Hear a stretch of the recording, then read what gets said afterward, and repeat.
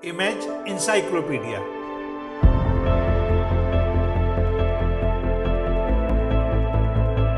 जानकारियों और जिज्ञासाओं की अद्भुत दुनिया।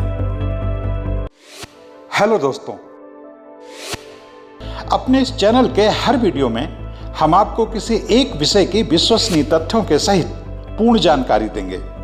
ऐसी जानकारी जिसकी तलाश में स्कूल कॉलेज के छात्रों से लेकर सभी तरह के प्रतियोगी छात्र रहते हैं। हमारी ये वीडियो उन लोगों के लिए भी बहुत उपयोगी साबित होंगे जो जनरल नॉलेज में रुचि रखते हैं और कौन बनेगा करोड़पति जैसे कार्यक्रमों में हिस्सा लेकर सफल होना चाहते हैं। तो दोस्तों, आइए आज का वीडियो शुरू करते हैं। लेकिन उससे पहले आपसे एक अनुरोध कि अगर अब तक आपने हमारे इस चैनल को सब्सक्राइब नहीं किया है तो कृपया कर लें और हाँ, बेल आइकन का बटन दबाना ना भूलें, जिससे हर नया वीडियो सबसे पहले आपको मिले।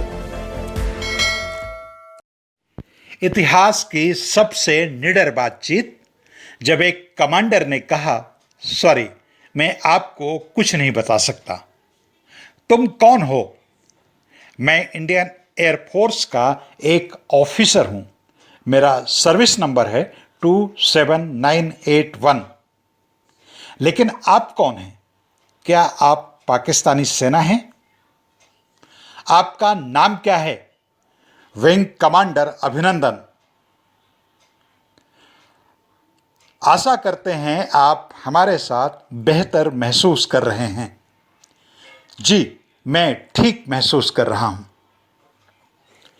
तो विंग कमांडर, आप भारत में किस जगह से आते हैं? चाय की चुस्कियां लेते हुए, मेजर, मैं ये कह सकता हूं कि भारत के निचले हिस्से से आता हूं, यानी दक्षिण से। लेकिन सॉरी, मैं यह नहीं बता सकता कि एग्जैक्ट कहां से आता हूं। यह बहुत पेचीदा सवाल तो नहीं है, पर क्या आप बता सकते हैं कि आप कौन सी फ्लाइट उड़ा रहे थे? माफ करना मेजर, ये मैं आपको नहीं बता सकता, लेकिन मुझे पूरा विश्वास है कि आपको मलबा मिला होगा। आपका मिशन क्या है? सॉरी, एक बार फिर से सॉरी, मैं आपको यह भी नहीं बता सकता। दुनिया की सबसे निडर और जाबाज यह बातचीत किसके बीच की है, आप जानते ही हैं। इतिहास इस बातचीत को हमेशा हमेशा हमेशा याद रखेगा। इस बातचीत की नौबत क्यों आई, आइए यह भी जान लेते हैं। यह 27 फरवरी 2019 की सुबह थी, बेहद तनाव और आशंकाओं से भरी हुई। हर किसी को आशंका थी कि पाकिस्तान अपनी झेप मिटाने के लिए भारत के विरुद्ध कोई भी हरकत कर सकता है, क्योंकि इसके करीब 30 घंटे पहले भारत ने पाकिस्तान के 80 किलोमीटर भीतर घुसकर बालाकोट स्थित आतंकी संगठन जैसे मोहम्मद के ठिकाने पर जो हवाई हमले किए थे, उससे पाकिस्तान की सरकार में बदहवासी और अवाम में दहशत का माहौल था।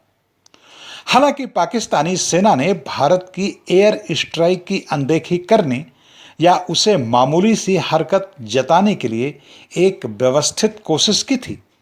जब पाक सेना के प्रवक्ता मेजर गफूर ने 26 फरवरी 2019 को अल सुबह ट्वीट किया, रात के अंधेरे में कुछ हिंदुस्तानी हवाई जहाज पाक अधिकृत कश्मीर में दिखे, जिन्हें पाकिस्तानी सेना के हवाई जहाज़ों ने खदेड़ दिया। जाते जाते वे अपने कुछ बम जंगल में गिरा गए, जिससे हमारे 1-2 हरे पेड़ शहीद हो गए। लेकिन आज के इस मीडिया युग में किसी भी देश का या सरकार के लिए अपने हिसाब से चीज़ों को छिपाना या उन्हें अपने रंग में डुबोकर दिखाना इतना भी आसान नहीं है।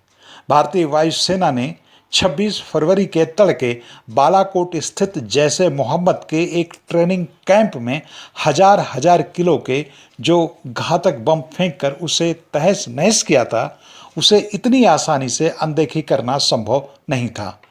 कुछ ही घंटों बाद दुनियावी मीडिया से छन छन कर पाकिस्तान के झूठ सामने आने लगे। सबसे पहले बीबीसी ने स्थानीय लोगों के हवाले से यह खबर दी कि पाक अधिकृत कश्मीर स्थित बालाकोट में नहीं बल्कि इस्लामाबाद के नज़दीक स्थित बालाकोट में भारतीय वायुसेना ने हमले किए हैं, जो कि सरहद से 80 किलोमीटर अंदर है। यह अपने आप में भारतीय सेना की बड़ी कामयाबी का सबूत था, क्योंकि भारतीय हवाई जहाज 80 किलोमीटर तक पाकिस्तान के अंदर चले गए और पाकिस्तानी सेना बस देखती रही।